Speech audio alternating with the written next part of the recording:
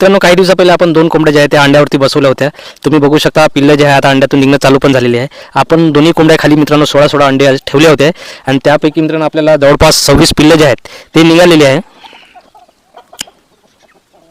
तर आपण काय केलं मित्रांनो, दोन्ही कोंबडीचे पिल्ले जे आहेत ते आपण एका कोंबडीकडे ठेवलेले आहे. तिला राहण्यासाठी आपण छान व्यवस्था पण केलेली आहे आणि त्यांना खाण्यासाठी, पिल्लांना खाण्यासाठी आपण मक्याचा भरडा आणि गुळाचं पाणी जे आहे ते दिलेलं आहे. आणि जे राहिलेली अंडी आहे मित्रांनो त्याखाली आपण एक कोंबडी जे आहे ते कंटिन्यू आजच्या दिवस ते बसून ठेवणार आहोत. तुम्ही बघू शकता एक पिल्लू पण जे आहे ते निघालेलं आहे. अशा प्रकारे मित्रांनो आपल्याला जवळपास 27 पिल्लं जे आहे ते निघालेली आहे. आजच्या दिवस आपण कोंबडीला ह्या अंड्यावरती ठेवणार आहोत.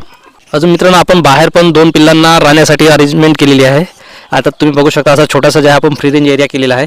त्याचं कारण म्हणजे मित्रांनो ह्या 2 पिल्लांमध्ये जे आहे 2 दिवसा पहिले CRDचे लक्षण दिसत होते, म्हणून आपण त्यांच्यावरती उपचार करून जे आहे इथे छोटासा फ्री रेंज एरिया केलेला आहे. तुम्ही बघू शकता आता छान ते फीड वगैरे खात आहे आणि बऱ्यापैकी रिकवर झालेले आहे.